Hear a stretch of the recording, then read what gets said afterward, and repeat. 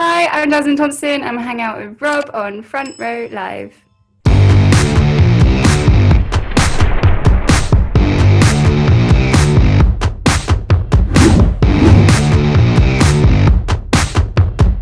Congratulations with your new single, "Funny." I'm loving it. It's kind of on replay. Talk to me about the creative process for this song. What kickstarted the song in particular? Was it a specific lyric that you started working on, or was it just an idea of a situation as you kind of wrote about? Well, yeah, thank you for saying that you liked it. For me, like the inspiration behind Funny is really about, I wouldn't say it's one specific person or one specific moment, but I definitely say that it's quite common for people to throw everything at you once you've tried to cut them out of your lives. They kind of always try and fight back, and then that's when they try and show their like best like face, and it's not the appropriate time. So that was kind of what everyone was going for. We wanted to spin that old lyric of you only know what you've lost once it's gone, that sort of thing. So we kind of wanted to make a new way of saying it, I guess. Yeah. And that was another thing that caught my attention because it's like, there's so many artists, so many musicians, so many songwriters in the world, and over the last so many years. So how do you find new ways of writing about a subject that other people have written in the past? Mm. I mean, it is quite it's such a stereotypical kind of thing. Everyone writes love songs, and it's kind of hard not to. I have one playlist on Spotify that is literally every single song title has the word love or every phrase or this or that. But I think it kind of comes from different stories. What's nice is when you collaborate with different people, you have so many different interpretations of feelings of certain events, and it can really spark things in your head, whether it comes from a line that you read in a book, a movie, or things like that. So for me, I normally just base some songs off of just experiences really, and then people like I tell them my experiences. You go in the room with songwriters and they're just like, oh cool, like let's write a song about it. So it kind of turns out that way, I guess. So I see your big piano right there behind you. So um, do you and with this song also, like, do you normally start your music or start writing music on the piano, or does it switch from the piano to like an acoustic guitar, or just singing melodies here and there? I personally always start on piano. Sometimes it will be a melody that like directs where it's going to go, but I would normally base things around piano. Um, yeah, that's how I would normally start, and then you build it like that. I love writing songs on guitar, but for some reason, I always make it sound a little bit country. So I've never properly succeeded with that. But yeah, even Funny was originally just more of like a piano sort of ballad, and then you can turn everything around like towards the end when you start working on production and everything, and obviously Zed, like collaborating with Zed, like he threw like his own spin on it and brought it more into the EDM world.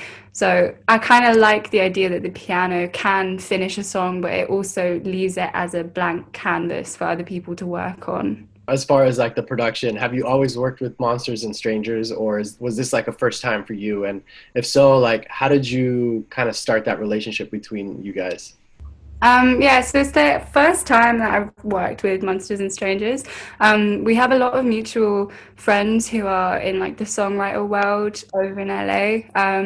And yeah, it's kind of just through word of mouth, really. Everyone's just like, oh, like I've heard of this person quite a lot, and obviously Monsters and Strangers has a huge, brilliant track record, and they're really, really nice guys as well. Like people show that they're good writers, but then you also hear from other people, like people that I trust, that they're nice, genuine people. Then I'll kind of be like, cool, like if they want to, like I'm down to do a session. I'd love to write with them, and then yeah, that's kind of how it happened, and then yeah. So once Zed jumped on board with this track with you, What was that collaboration like between the two of you? Was it back and forth from you in London and him here in LA, or did you guys actually get to work together in the studio for some time? Like, what was that like for you guys? So actually, so this is what happened. I was in LA and I was working on Funny with Monsters and Strangers. And then I went back home to London. And basically, Monsters and Strangers have worked with Zed before. They're really good friends. They sent it off to Zed without telling me, and he loved it and he wanted to do a collaboration, but no one told me. So they kind of keep it as like, Surprise! yeah, they were like, hello, here you go. And it was like such a huge surprise. I was like, I did not in my wildest dreams think that I'd wake up one morning and there's like a version done by Zed. So it kind of just blew my mind. It was wonderful. And also, I was talking to like Zed about this. He spent such a long time like doing different versions of like the track and the production and everything.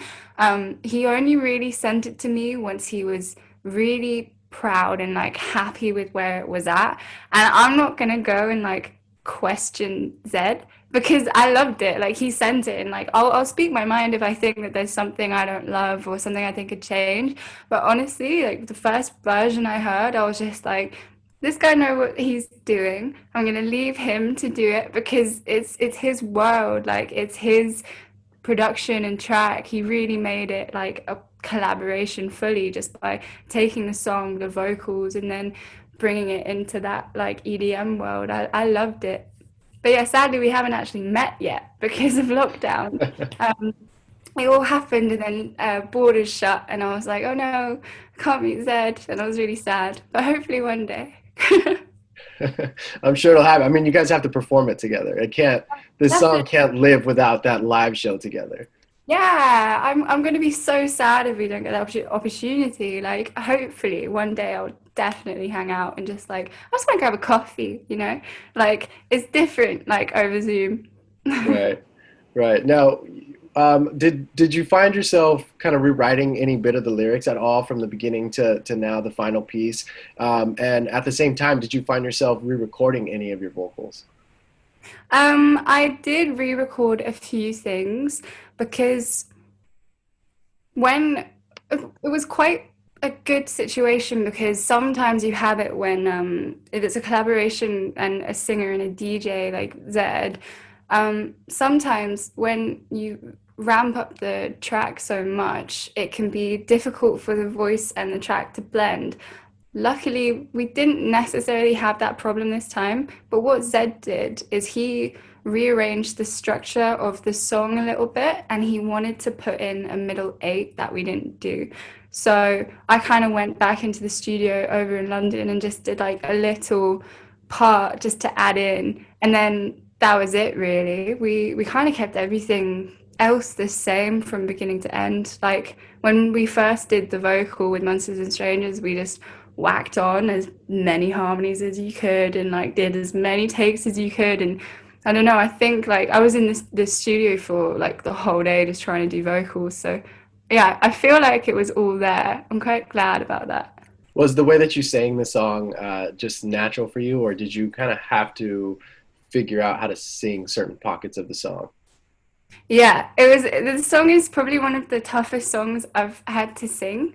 Um, it's very different to what I would normally do, and which is why I quite like it because it's a very different energy. Like I can't lie, I don't necessarily belt that much. I'm not a big like singer. Like I love it when it's like softer tones and things like that. So this song, even though for most people it's probably not that high, the top note I really struggle to hit. Like I can sing it in head voice fine, like that's fine, but like belting, I can't lie. Like I do struggle with it sometimes. So going in and recording it, I was literally just like, oh my God, this is gonna be tough, but it was fun. It was a really nice challenge. It's really nice to like step into a different world vocally as well. And luckily, it's actually every time I have to sing it, I can like get away with it. And in my head, I'm like, oh my God, please, please, please, please, please. So I'm glad it's different. How do you feel about the top voice now moving forward with like more music that you would be working on or releasing? I don't know. I'm just thinking about when we go back to touring, I'm gonna have to sing it every day. Like now I can kind of get away with like, oh, it's cool. Like I can wing it. But if I did touring, I'd definitely like try and branch out and have more like light and shade in like my vocal textures. I'd love that. But I'd definitely be careful with the amount of songs I do it in because like it's very difficult for me, I'm not gonna lie. Do you feel like now with the addition of the top voice, do you feel like the way that you write new material has kind of been influenced because of this? Yeah, could do, to be honest. I think it's fun to try and write stuff with a different idea in mind, but also what's quite nice is like with singing, like belting I find quite difficult, but with my head voice and also my mixed voice, the way I started singing was by learning opera, so it was quite fun, like the idea of writing a song and then if I can't belt it I could probably get away with just using my mixed voice or having a different tone to it. Not, I don't think every song has to have that huge moment and like powerful bit, you know? So hopefully it should, I don't know. I might try. Who knows? Come back and I'll be like Celine Dion just I going for know, it. right? It's like, who's this person? Yeah. Now, listening to your music in the past, like you tend to release your emotions in song, and I feel like that, for some artists, it's easy to be vulnerable, and I feel like for some artists, it's so hard to be vulnerable.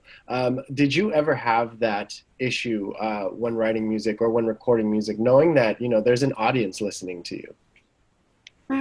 I think for me, music is the only place I can really do that without necessarily feeling judged because I know in the back of my head that I'm putting music out there in the world, but once it's out there, that's done. Like I don't really know if people are I don't listen to music and then think what the artist is going through. I think about that song's cool and I can relate it to my own story. So I don't necessarily get shy about people hearing what I'm going through in songs.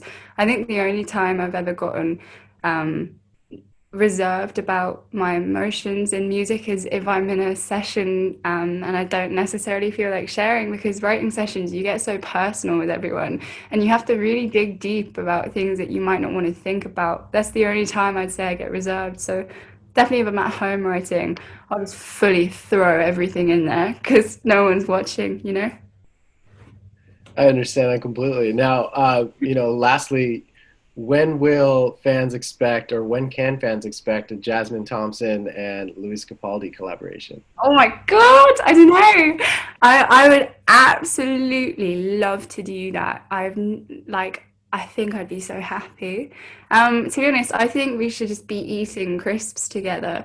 The fact that he was in the video eating crisps, literally, that's my mum's favorite part. Anytime it comes on, she just giggles her head off. But hopefully one day, I don't know, it would be nice. Well, I definitely look forward to it. Hopefully, that's a 2021 kind of collaboration. That would be amazing. Yeah, when it's not social distancing and Yeah, we can. exactly. So you can actually meet and work together. Yes, exactly. Awesome. Well, congratulations with the new single, Funny, with Zedd. And thank you so much for taking the time to talk to me, Jasmine. Of course, thank you, Rob. That was lovely.